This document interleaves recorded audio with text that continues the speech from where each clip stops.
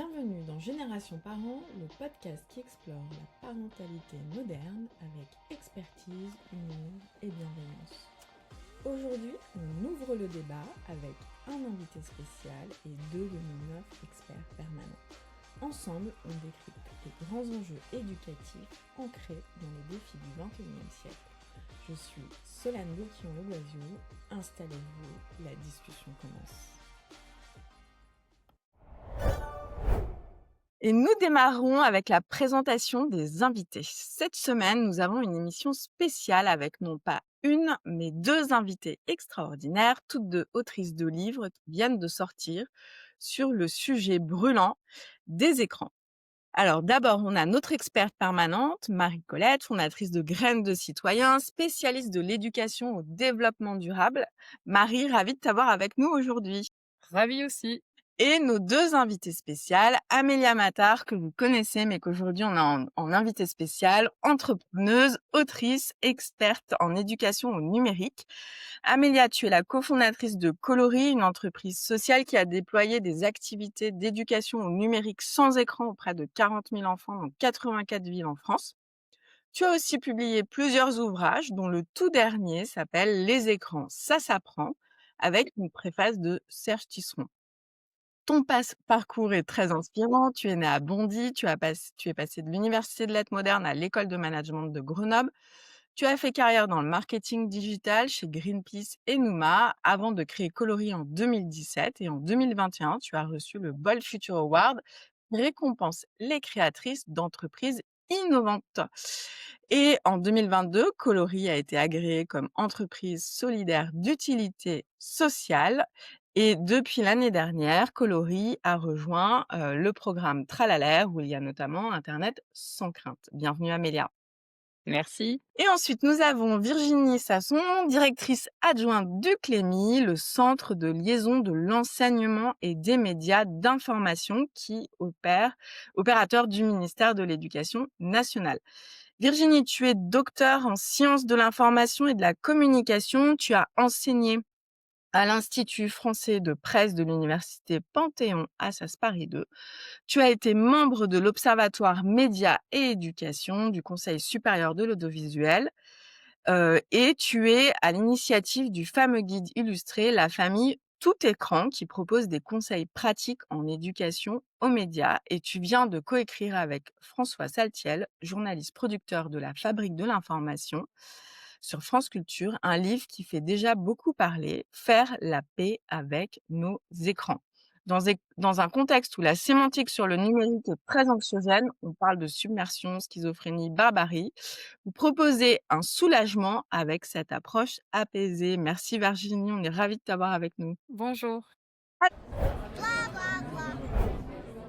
Le débat de l'émission aujourd'hui, c'est écran entre peur et éducation. Comment trouver le bon équilibre? Alors c'est vrai qu'on parle beaucoup des écrans chez Génération Parents, mais je trouvais intéressant d'avoir ce double regard entre Virginie et Amélia qui viennent toutes les deux de sortir un livre sur le sujet. Aujourd'hui, comme en fait tout est très polarisé dans notre société, il faut être pour, il faut être contre. On utilise des mots comme submersion, schizophrénie, la barbarie des réseaux sociaux, la sémantique. Autour du numérique, est assez angoissante. Les rapports, se succèdent, et donc je trouve ça intéressant, de se dire: «On va faire la paix avec, nos écrans» ou, «Les écrans, ça s'apprend». Et là, en fait, on ressent un soulagement. On se dit qu'on va être un petit peu moins, dans un mode où on est tous, en train de culpabiliser, par rapport aux écrans. Mais on sait que voilà, il y a de l'éducation à faire, sur le sujet parce que, soyons honnêtes, à 8 ans, près de 80 des enfants ont déjà une photo d'eux mise en ligne. Plus de la moitié des jeunes de 11-12 ans, ont un compte sur un réseau social alors que l'âge, normalement, c'est 13 ans. Le premier smartphone arrive à 9 ans. Et puis, en fait, les adultes aussi passent un temps fou sur leurs écrans. Il n'y a pas que les enfants, c'est, en fait, un petit peu une bataille quotidienne, et pour les, parents et pour, les enfants et pour, les adultes même qui ne sont pas parents. Et même, je lisais un article il y a pas longtemps qui disait qu'en fait, ceux qui passaient le plus de temps sur les écrans, là, c'est les retraités. Donc il y a un vrai sujet Toutes aussi, générations, confondues l'enjeu. voilà, sur les retraités qui lèvent plus la tête de leurs écrans.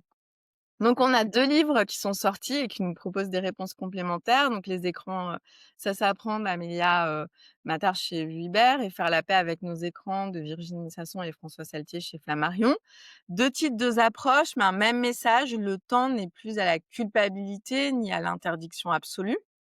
Et donc, pour commencer, bah, moi j'aurais, voulu déjà, commencer, par toi Amélia, que, ton livre s'appelle «Et les écrans, ça s'apprend». C'est un titre qui peut surprendre certains parents habitués au discours anxiogène, et plutôt à, «Les écrans, interdisez-les». Pourquoi est-ce que tu as eu ce parti pris, Amélia?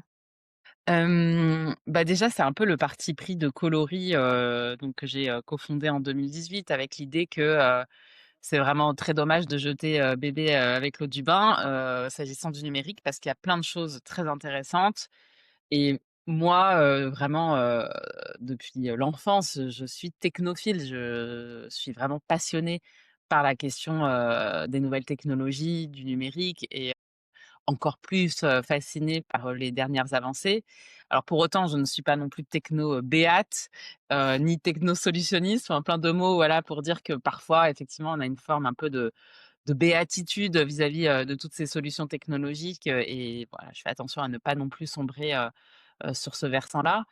Mais je crois que c'est vraiment très dommage de ne pas collectivement mieux s'éduquer à la question et je m'inclus dedans pour, et ben, diminuer, et essayer d'enrayer tous les effets négatifs liés à l'économie de l'attention, parce que c'est vraiment de ça dont on parle quand on parle, d'effets délétères du numérique, hein. C'est ces, applications, ces plateformes, qui mettent en place des mécanismes de captation de notre attention et de l'attention de nos enfants.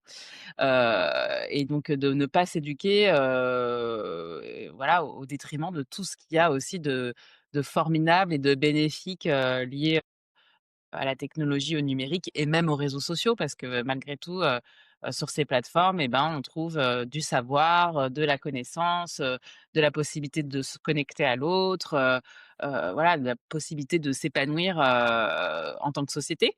Et donc, bah, voilà, le parti pris de dire: «Les écrans, ça s'apprend», c'est, de se dire que, finalement, la technologie, c'est ce qu'on en fait et donc, pour qu'on en réussisse à en faire quelque chose de bien et ben, il va falloir, qu'on s'éduque toutes et tous, à ces sujets, de 0 à 77 ans, effectivement.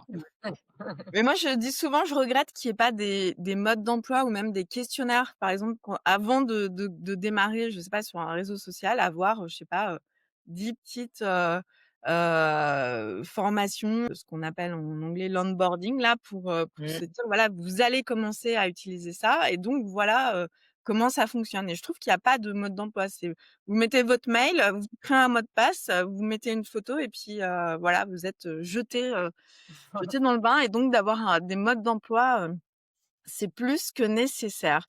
Virginie, toi de ton côté, tu parles de faire la paix avec les écrans dans un contexte où les rapports se succèdent avec beaucoup, d'anxiété et dans le livre, vous proposez enfin un peu de soulagement. C'était important pour vous de sortir de cette sémantique anxiogène face aux écrans? Oui, même si, enfin, je et pour compléter, pour faire le lien avec ce que Amélia aussi, disait, c'est que nous, on part du constat qu'on a besoin de développer un techno-discernement, dans nos Mmh. usages et ce livre, on l'a aussi écrit parce que, on a voulu, faire, une mise en relation entre ce qu'on sait et ce qu'on ressent. Parce qu'avec François, on a 3 enfants et on est aussi, très confrontés dans notre vie quotidienne, parfois à des contradictions, des ambivalences et on n'avait pas en fait, connaissance d'un livre qui mixe à la fois, voilà, du savoir, une expertise, mais aussi quelque chose de plus sensible. C'est-à-dire qu'on a beau savoir, ce qu'il faut faire et les bons usages des écrans, parfois, c'est très difficile, à mettre en place. Donc on a voulu partir de nos vulnérabilités aussi et de ces tensions pour, voilà, pour proposer une réflexion effectivement qui soulage, mais aussi qui appelle, à articuler la dimension intime qu'on peut entretenir, avec ces outils et une partie plus collective et effectivement un appel à la curiosité pour développer ce techno-discernement. Oui, d'ailleurs, dans le livre, vous dites, un couple avec 3 enfants et 10 écrans sous, sous le toit. Et c'est vrai qu'on est la première génération de parents, avec des enfants autant connectés, quoi. Et donc on a besoin, Oui, je puis pense, ça de transforme des le outils. travail parental. Mmh. Et oui, et donc pour vous, le travail parental n'est pas le même? Qu'est-ce que vous développez dans le livre par rapport à ce travail parental? C'est pas le même parce que justement, on a affaire à des Oui, nouveaux en outils fait, qu'on découvre en même temps que les enfants. ça transforme le travail parental, mais c'est vrai que même dire travail parental, quand on parle de parentalité numérique, ça sonne tellement loin parfois de nos quotidiens. Et Mmh. l'idée, c'est aussi de voilà, de réconcilier, j ce que l'on est, ce que l'on peut faire, la manière dont on vit les choses au quotidien avec un certain nombre de savoirs qui peuvent aussi apporter, un soulagement et une forme d'émancipation. Des pistes, enfin voilà, d'action, très concrètes pour sortir de cette, conflictualité permanente dans laquelle, nous sommes nombreux, à être plongés. Envers nous-mêmes, conflictualité avec nous-mêmes, mais aussi avec nos enfants. Et toi, Amélia, dans ton livre, tu proposes 10 activités, ludiques, pour introduire les bases du numérique en famille. Est-ce que tu peux nous donner un ou 2 exemples? Oui, effectivement, dans chaque chapitre, voilà, les chapitres sont tous construits de la même manière. Il y a un apport théorique, une interview de Solène d'ailleurs, voilà, de plusieurs experts, une interview d'enfants aussi, parce que j'ai voulu, que les enfants puissent exprimer leur vision, leur point de vue sur ces, différentes facettes, de cette question des écrans. Et chaque chapitre se conclut par, une activité à télécharger gratuitement, qui sont habituellement des activités qu'on propose, en atelier coloris, donc plutôt sur des temps scolaires ou périscolaires. Mais pour un certain nombre d'entre elles, on s'est dit elles étaient tout à fait adaptées aussi à un cadre plus familial et que probablement elles pourraient aussi, permettre, de recréer du dialogue parce que finalement, c'est souvent ce qui manque autour de cette question des écrans, dans les foyers, c'est de pouvoir dialoguer et de pouvoir, s'installer, autour d'une table et partager en famille sur ces questions. Et donc, comme activité pour les plus petits, par exemple, on a, le chercher-trouve des écrans. Le chercher-trouve des écrans, c'est un chercher-trouve, tel que vous le connaissez, voilà, dans toutes les activités que vous proposez, probablement déjà à vos enfants. Mais là, les enfants vont être invités à identifier plein de situations d'usage du numérique dans la ville et à s'interroger: «Est-ce que c'est utile? Est-ce que c'est futile?» On n'apporte pas de réponse parce qu'à vrai dire, il y a pas de réponse, toute faite sur cette question. Mais, on apporte une question justement et on invite les enfants à s'interroger et à se positionner, vraiment en penseur, en acteur, voilà, poser des questions et à pas, simplement se contenter de réponses toutes faites. Donc voilà, il y a le cherche et trouve par exemple. Il y a aussi le jeu de loi des écrans, par exemple, nouveau sur quelque chose de très, familier, que les enfants connaissent bien. Mais cette fois-ci, on va pouvoir voir avec eux qu'on évolue sur le plateau, favorablement quand on est dans des usages qui sont plutôt bénéfiques et défavorablement, à contrario. Et puis une dernière activité, que je présente rapidement, qui est effectivement aussi, téléchargeable gratuitement, c'est une activité qu'on a fait avec greenIT. Parce que, et donc ça me permet aussi de faire le lien avec Marie, parce que je trouve que cette question des écrans, souvent, elle évacue, la question plus, écologique, et finalement, des usages, plus raisonnés, plus apaisés, c'est aussi des usages plus écologiques, bien souvent. Et donc on a développé une activité avec greenIT.fr qui s'appelle «L'histoire racontée du smartphone», où les enfants vont se rendre compte du tour du monde que fait le téléphone pour pouvoir être construit et de l'impact et de l'empreinte écologique, du numérique dans nos sociétés. Et voilà, c'est un petit pas de côté, mais qui pour nous, coloris a un lien direct, avec tous ces sujets. Marie, avant est-ce que tu as une question à poser avant qu'on passe un petit peu, à la suite du débat où je veux qu'on parle un petit peu plus de culpabilité? Non, pas de souci, on peut enchaîner, pas de problème. Alors, je voulais qu'on parle un peu de cette culpabilité, parce que vos livres, ils nous aident à sortir de la culpabilité là, quotidienne, qu'on a, sur les écrans. Et la culpabilité, des parentale, je trouve qu'elle est quand même énorme aujourd'hui. Enfin moi j'écris beaucoup sur ce sujet et en fait, je trouve qu'il y a beaucoup de personnes qui font d'énormes raccourcis en disant: «Ah bah, c'est facile, il suffit d'interdire», ou alors, «Ah oui, mais moi, en fait, j'y arrive pas, c'est trop compliqué pour moi, vous vous rendez pas compte, je rentre du travail, je dois faire à manger» et cetera et puis, bah, c'est facile de les laisser, hem devant les écrans, et donc toi, Virginie, dans le livre, vous parlez cette irréductible dualité des adultes pris entre le droit à la déconnexion et un illusoire sentiment de contrôle. Hem, Est-ce que, cette ambivalence, bah, de nos enfants, de nos ados, ce serait pas, juste le miroir des adultes? Oui, il y a un effet miroir qu'on retourne dans le livre et c'est vrai qu'on est toujours, en fait, traversé entre l'envie de protéger nos enfants et puis, cette envie d'être aussi de donner l'exemple, sans toujours, savoir, comment faire. Mais il y a vraiment pour nous une piste à être dans à la fois l'introspection, c'est-à-dire vraiment le faire le point, un petit inventaire sur la manière dont on peut agir, pas se mettre la barre trop haut non plus sur ce qu'on peut faire et sortir de cette culpabilité, de ce sentiment d'isolement et de découragement. Parce que quand on se met la barre beaucoup trop haut et qu'on veut être dans cette Mmh. parentalité numérique idéale qui exige de la disponibilité, du temps, des expertises, des alternatives, désirables à foison à proposer, voilà, pour faire alternative aux écrans aussi, on a l'impression qu'on sera clairement jamais à la hauteur. Donc il y a quelque chose, voilà, un cheminement à faire vers soi pour voir ce qu'on peut, en fait, concrètement et de manière réaliste et pragmatique, faire. Et puis après, il y a quelque chose à construire avec, aussi avec nos enfants pour sortir de cette culpabilité, construire avec eux, mais aussi construire à l'extérieur, je dirais, de nous-mêmes et du couple. Donc il faut vraiment articuler, voilà, cette dimension intime et collective parce qu'on va pas s'en sortir tout seul.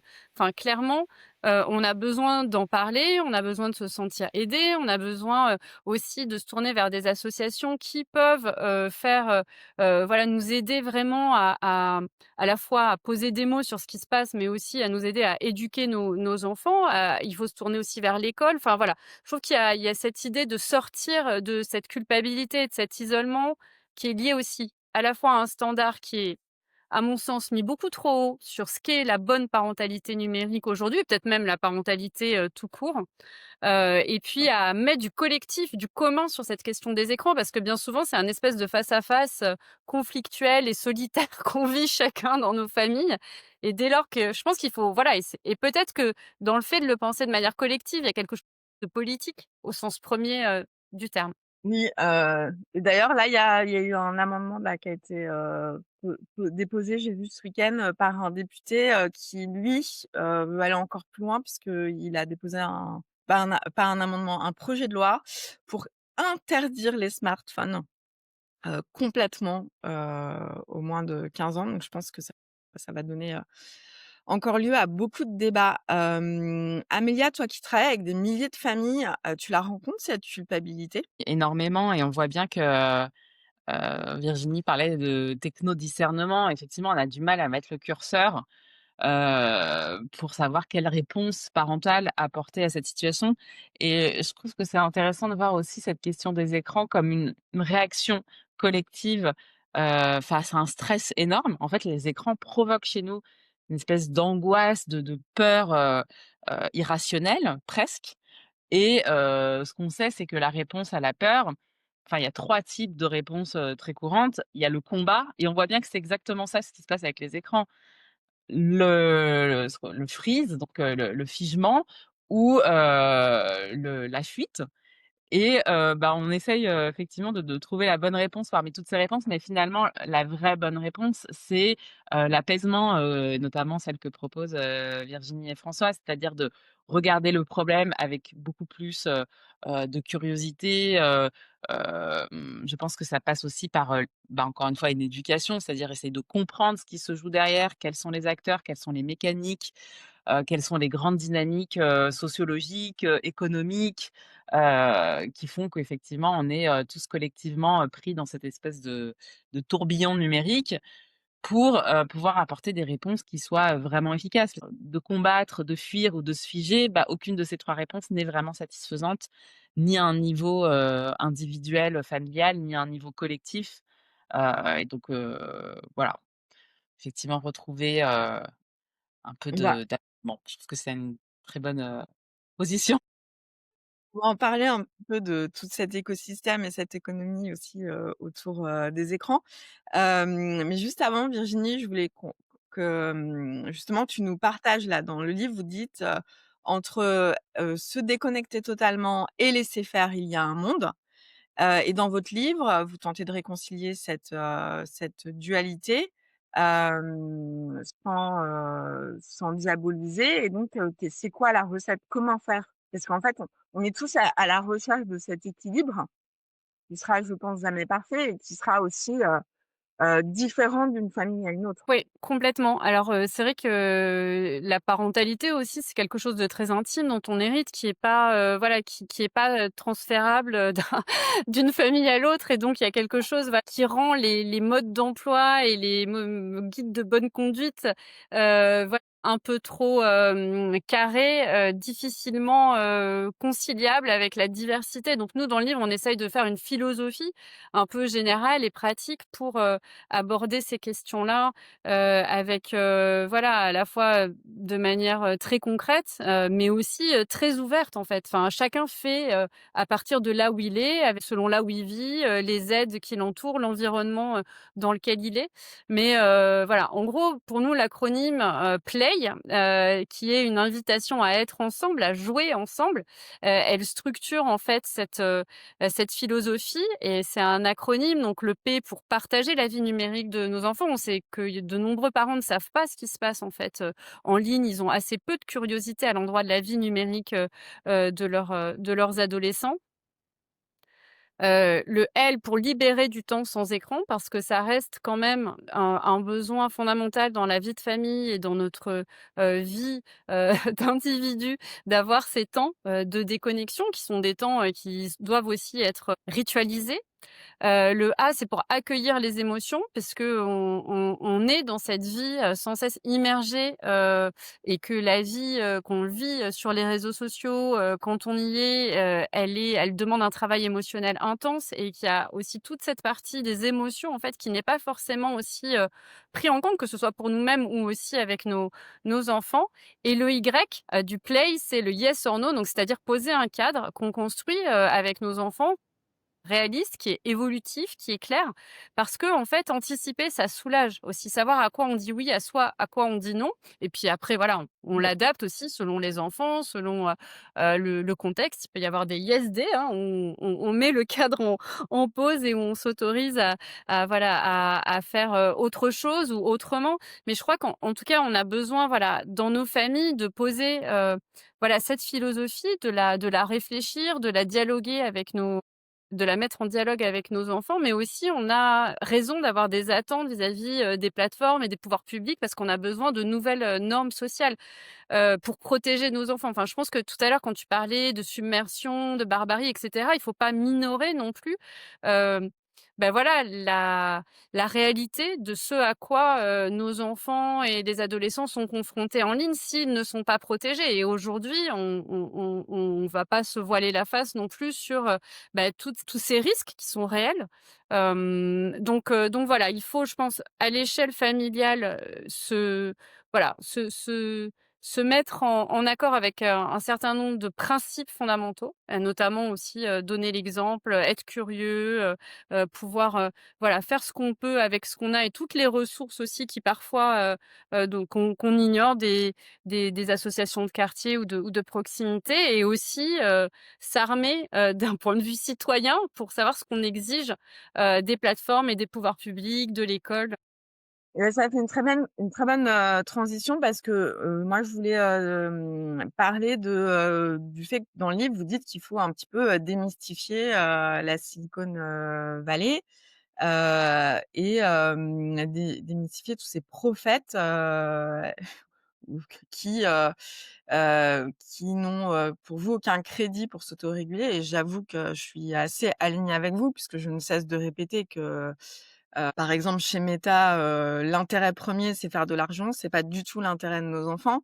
Et quand on voit, toutes les dernières nouveautés qui ont été faites, par, les GAFAM, et TikTok sur, l'ajout de l'IA et cetera, on voit qu'ils testent sur nos enfants avec des effets délétères, des discussions, pédopornographiques, enfin voilà, et que, ils sont en mode: «On verra après s'il y a des dégâts et on ajustera après», alors que le mal, est déjà fait. Donc est-ce que tu pourrais aussi, nous parler de, bah, voilà, pourquoi est-ce que, il faut qu'on arrête de glorifier, la Silicon, Valley? Ouais, alors je pense que, enfin les réseaux sociaux, ils ont 20 ans, tu vois? Donc c'est à la fois très vieux et très jeune. On a eu une première décennie d'enchantement parce que, c'est vrai, puis Amélia le disait, enfin la promesse aussi de ces réseaux sociaux qui sont réseaux sociaux au départ, c'était se mettre voilà, de nous permettre de développer de nouvelles formes de sociabilité, d'identité, d'exploration aussi, de ces nouvelles voies, des voies qui étaient sous-entendues auparavant, une nouvelle forme de représentativité de certains sujets dans la sphère, publique. Donc ça, c'était absolument réjouissant et ces 10 dernières années, on a vraiment été dans une séquence de désenchantement total vis-à-vis des réseaux sociaux, sachant, bah, exactement ce que tu disais, c'est-à-dire que le modèle économique primera toujours, en fait, sur notre, santé mentale et sur, et il y a aussi eu, parallèlement, un phénomène, massif de désinformation de plus en plus sophistiqué, de plus en plus un débat public qui se polarise, et dans lequel, on voit bien que, voilà, les industries du numérique, n'ont pas forcément œuvré, ni pour, la protection des mineurs, ni pour la démocratie, pour le dire extrêmement rapidement. Donc, voilà, c'est ce constat, qui fait que ça relève de notre, voilà, devoir citoyen de développer ce techno-discernement, tout en étant, tout à fait conscient que tout ne peut pas reposer sur son épaule et sur nos épaules et qu'on pourra protéger nos enfants autant que possible d'essayer de contrôler, les contenus et cetera. Si, les eaux dans lesquelles ils se baignent sont, sans cesse polluées, on pourra leur apprendre à nager. Mais je veux dire, il faut voilà, il faut être conscient aussi, qu'on ne peut pas, tout contrôler, d'avoir une certaine forme, voilà, d'exigence, mais lucide en fait et assez, voilà, sortir de cette croyance que, le modèle économique ne sera pas la seule boussole. C'est la seule boussole. Et du coup, je rebondis avec Amélia parce que toi, Amélia, donc Coloris, c'est une start-up qui apprend à coder la tech aux enfants et vous êtes, entreprise solidaire d'utilité sociale. Donc toi aussi, tu penses que, les GAFAM, on peut plus leur faire confiance et qu'il faut trouver une autre voie? Très clairement, quand on dit les réseaux sociaux, on parle de finalement quelques réseaux sociaux qui se comptent, presque sur les doigts d'une main, Ouais. et qui effectivement tous répondent à une logique, qui est, strictement la même, de gain illimité, d'argent sur le dos, de l'attention de nos enfants et de la nôtre.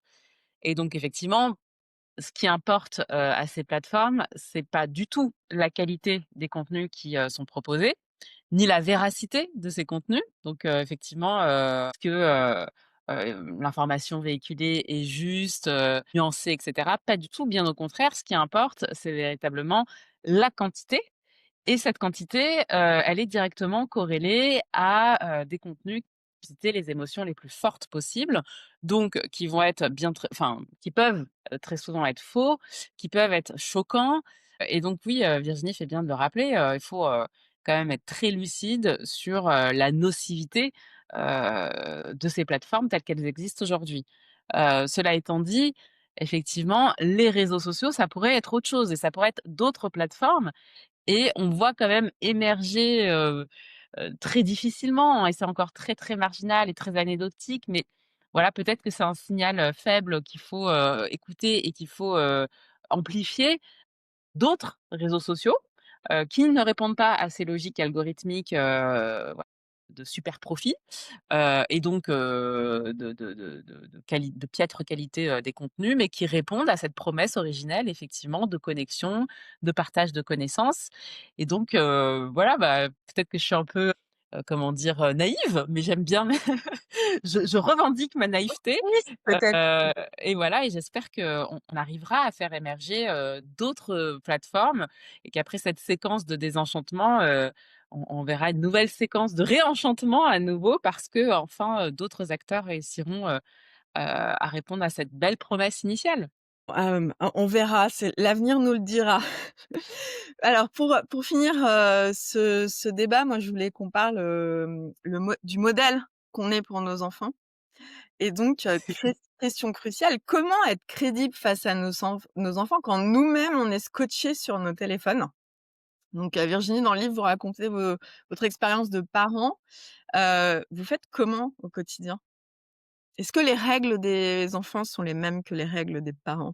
Non, au quotidien, on est confronté à nos contradictions, surtout les adolescents, franchement, ils laissent rien passer et puis nous, on en parle beaucoup à la maison donc franchement, on mesure à quel point, le chemin qu'on doit faire pour être exemplaire est encore long. Parce que, voilà, c'est difficile et c'est très puissant, et la question de la technoférence, c'est-à-dire la manière dont finalement, une notification, va, détourner notre attention la manière dont, voilà, l'envie d'aller se connecter sur des réseaux sociaux parce qu'on vient de faire un post, va peut-être prendre le pas sur, cette capacité à être attentifs les uns aux autres. Donc nous, on est pleinement Mmh. conscients de ça et voilà, je pense qu'ils développent leur esprit critique sur, Mmh. l'impact de la technoférence, que ça a sur notre capacité à être, attentif à eux. La question, c'est celle, de l'attention et du soin qu'on se porte, les uns aux autres et de mettre, les écrans à une place qui est juste et donc je pense que enfin, nous, ce qu'on essaye de faire, c'est de préserver, des moments d'attention, des pactes finalement d'attention et puis d'apprendre ensemble et de grandir ensemble et tout en posant, voilà, ce cadre parce que les enfants, en tout cas qui sont petits, ont vraiment besoin aussi de limites qu'on doit, sans cesse, expliquer. Donc voilà, on grandit ensemble et je pense qu'on est aussi, très, voilà, cette curiosité d'apprendre, ce non-jugement, vis-à-vis de ce qu'ils font pour mieux comprendre, comment poser des limites aussi. Je pense aux jeux vidéo, je pense aux réseaux sociaux. Je pense que plus on sait, ce qu'ils font, plus on est curieux à cet endroit-là, sans forcément tout laisser passer et plus on a des facilités à poser des limites. Sur la curiosité, j'en parlais encore, samedi matin, on faisait une table ronde, éducation, éducation, réseaux sociaux et cetera avec Amélia à l'école, 42. Hem Et en fait, j'ai posé la question aux parents: «Qui connaît Inoxtag? Qui connaît Léna Situation? Qui connaît Squeezie?» Et en fait, je trouve qu'il y a un énorme manque de curiosité de la part des adultes de ce que les enfants font, dans les écrans, quoi, et qu'il faut absolument restaurer ce dialogue et qu'on est un petit peu en mode, j'ai envie de dire vieux schnock et ça me fait penser à quand mes parents me disaient, «Ah là là, nous à notre époque, nos parents ils nous disaient que les Beatles, c'était le diable» et bah, aujourd'hui en fait, les parents ils mettent tout dans les écrans, ils sont en mode: «Ouais, tes écrans, tu trop dessus avec tes trucs débiles», sans essayer de voir vraiment, ce qu'il y a, ce qu'ils regardent, la créativité et les personnes, ultra intéressantes qui peuvent y avoir aussi, derrière leurs écrans. Mmh. Amélia, toi, tu es maman, tu appliques ce que tu prêches, tes enfants, ils ont accès aux écrans à la maison? Oui, oui, clairement, ils ont accès aux écrans et quelque chose que je fais pas mal avec mon fils et c'est marrant parce que pas plus tard que ce week-end, il est venu me chercher pour qu'on le fasse ensemble, c'est jouer à Brawl Stars et alors pour le coup, Ouais. c'est complètement contre-intuitif, enfin vraiment, c'est vraiment pas le jeu. Si j'avais pas d'enfant garçon de 11 ans, enfin peut-être il y a des filles aussi qui jouent d'ailleurs, mais je ne jouerais certainement pas à Brawl Stars. Déjà, je suis pas joueuse du tout de jeux vidéo, encore moins celui-ci. Mais il aime tellement ce jeu et on est tellement dans une démarche de limitation, parce que c'est un jeu clairement qui, s'inscrit, parfaitement dans l'économie de l'attention avec plein de Mmh. systèmes de récompense, plein de systèmes, de captation pour qu'on y reste le plus longtemps possible. Malgré tout, il adore, tous les copains y jouent et cetera et c'est vrai que depuis que moi aussi j'y joue et ben, ça crée un espace, où on peut dialoguer, où on peut, voilà, se retrouver autour de ce jeu, où je peux me faire bâcher parce que, j'ai tendance à me nourrir un peu vite. Et je trouve, très sincèrement, que les limites sont mieux entendues, sont mieux, respectées depuis que je suis moins dans la stigmatisation de ce jeu et le jugement, voilà et le dénigrement parce que c'est vrai que, voilà, je plaide coupable. J'ai eu tendance à dire: «Mais c'est quoi ce truc? Écoute», voilà et à juger et à dénigrer ces pratiques et depuis que j'ai changé, un peu mon fusil d'épaule et que, voilà, je me mets à côté de lui et qu'on joue ensemble et qu'il vient me chercher pour jouer, ça j'avoue c'était ma petite victoire. Il est venu me voir en me Et disant: «On fait une petite partie Brawl Stars maman?» «Bon allez, OK». ouais, et puis je pense qu'ils adorent parce qu'ils sont meilleurs que nous. Et donc Bah, c'est franchement là, ce week-end j'étais pas mal et il était assez fier de moi parce que du coup on joue en équipe en fait. On est tous les 2 dans la même équipe et donc on mmh, joue contre d'autres dans la même équipe. Enfin clairement ça et je mmh. pense que c'est vraiment, hyper, hyper important d'avoir ce lien, de choyer ce lien, avec son enfant, quand on parle des écrans, enfin quand on parle d'éducation au sens large, mais encore plus sur cette question des écrans, ça permet quand même de faire passer pas mal de messages. Bon, et pour finir, je vais me tourner vers Marie parce que Marie, dans ton approche du développement durable, tu parles beaucoup d'exemplarité. Ouais. Est-ce que pour toi, c'est pareil avec les écrans? Est-ce qu'on fait la même chose? On trie nos déchets en tant que parents pour expliquer à nos enfants qu'il faut les trier? Est-ce qu'on doit demander, à nos enfants de faire ce que nous-mêmes on fait? Non, j'adore en fait, alors moi effectivement moins spécialiste de la question des écrans, je n'ai vu que des parallèles avec, ce que je fais moi sur la question, du développement durable, sur des sujets qui peuvent être anxiogènes, qui peuvent être compliqués, sur lesquels on a une réaction de peur et donc parfois de disproportion, ou parfois on entend tellement de choses qui nous inquiètent que, bah, finalement on va plutôt prendre la solution de la fuite ou de se dire: «Bah, finalement j'ai plus envie d'entendre, parler d'écologie parce que voilà, ça c'est trop, ça fait peur», enfin bref. Et du coup, ça m'a vraiment hyper intéressée et moi, ce que je dis souvent sur le développement durable, c'est qu'on n'a pas besoin de gens qui sont des écolos parfaits.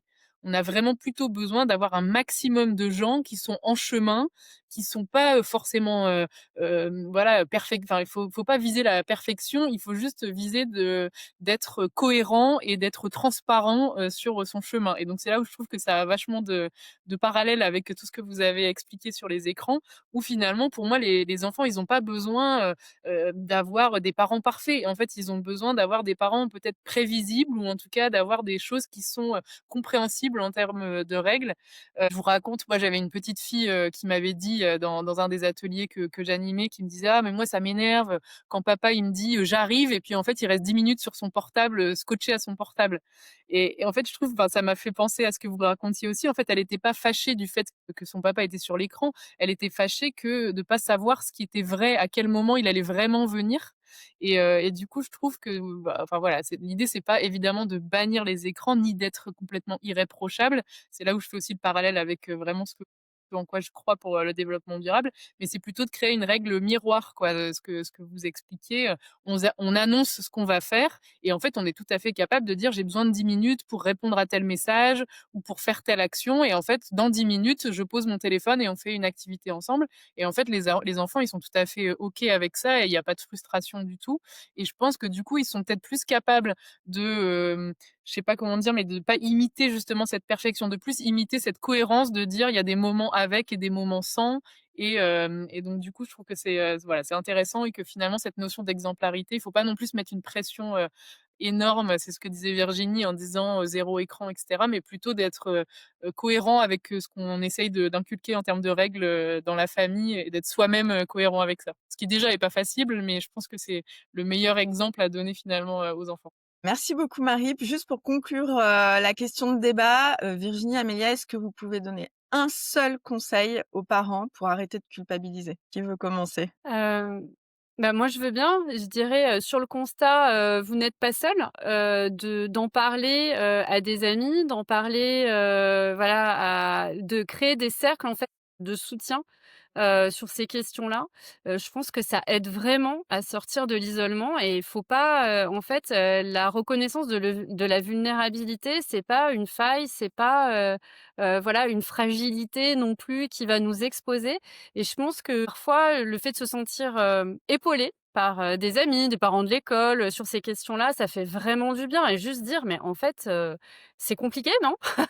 Donc remettre du collectif, remettre du commun, sans parler et trouver des parents qui galèrent aussi et qui sont pas seuls et quand on est, plusieurs, bah, on se sent moins seul sur ce chemin. Oui, bah, clairement, merci Virginie et je rejoins totalement, cette idée que, être parent tout seul, c'est franchement mission impossible, que d'ailleurs, quand on regarde l'histoire de l'humanité, on n'a jamais été parent tout seul, on a toujours été parent dans une communauté donc recréons ce collectif. Et après, peut-être, un petit tips très, concret. Moi, ce que je fais souvent quand je prends mon téléphone, c'est que je dis à mes enfants ce que je fais sur mon téléphone. Ce qui me permet moi-même de voir que parfois, mes usages, ne sont peut-être pas, très opportun sur le moment et que justement je suis en train de faire de la technoférence. Mais, à contrario, quand, j'ai besoin de, voilà, faire une recherche, envoyer un message important, bah, ça leur permet de voir que je suis pas en train de me détourner d'eux, pour aller scroller, ou voilà, pour que une activité futile, mais, que je suis vraiment en train de faire quelque chose, de manière consciente et éclairée. Mais voilà, ça permet aussi effectivement, moi-même de me pointer les moments où je suis en train de m'égarer, dans les méandres de l'économie de l'attention. Ouais, Merci tellement et Marie, moi tu je voulais trouve que rajouter quelque chose? ouais, en fait, ça m'a fait penser là tout à l'heure en entendant Virginie parler et mon fils qui a 10 ans, on est allé faire la visite médicale, tu vois, de contrôle, chez le médecin généraliste qui en fait, est passé sur les différents sujets de comment ça va, dans ta vie et tout ça, les écrans, du coup, elle en a parlé et elle lui a redit, tu sais, les écrans, enfin voilà, elle lui a redit de manière hyper, factuelle, bah, l'impact que les écrans à haute dose pouvaient avoir sur le cerveau, scientifiquement et cetera. Et voilà, c'était 2 minutes dans la visite médicale, mais j'ai trouvé ça super de finalement avoir quelqu'un d'autre qui en parle avec un autre regard que nous, parents, qui sommes enfin, forcément vus par l'enfant comme celui qui veut m'enlever les choses que j'aime. Enfin, tu vois, il y a ce côté Moi, je assez dirais le relou de affectif. service. Voilà. Et donc, j'ai trouvé intéressant et donc de multiplier finalement ces regards. Là, c'était un regard plutôt médical, mais effectivement, avec l'école et tout ça, ça me semblait hyper important. Et moi, chez moi, c'est vrai que j'ai beaucoup discuté aussi des raisons pour lesquelles je voulais limiter, les écrans, enfin voilà, quelles étaient, mes motivations et en fait, on en a discuté en disant finalement: «Qu'est-ce qui toi te semble juste en termes de temps d'écran ou en termes de contenu auquel tu as envie d'accéder? Qu'est-ce qui serait bien pour toi?» Et je trouve que cet échange-là, au final, il fait ressortir que, ils peuvent être aussi hyper raisonnables de dire: «Bah, en fait, moi, 3/4 d'heure, 1 heure par jour, c'est OK parce que j'aimerais faire telle chose et telle chose et les jours d'école, je comprends qu'il y en a moins que les jours où il y a pas d'école et finalement, le fait de discuter ces règles ensemble, peut-être que c'est plus facile après pour eux de les appliquer, de les comprendre et de les voilà, que ce soit plus concret dans la vie réelle, quoi, pour eux. Eh bien voilà, merci. C'est, la on va conclure ce débat. Donc que retenir? Le temps de la culpabilité et des discours anxiogènes est révolu. Oui, il faut faire la paix avec les écrans, ils font partie de nos 2 mondes. Surtout n'oubliez pas que vous n'êtes pas seul et ces 2 livres sont là pour vous accompagner avec bienveillance et pragmatisme en tant que professionnels et parents.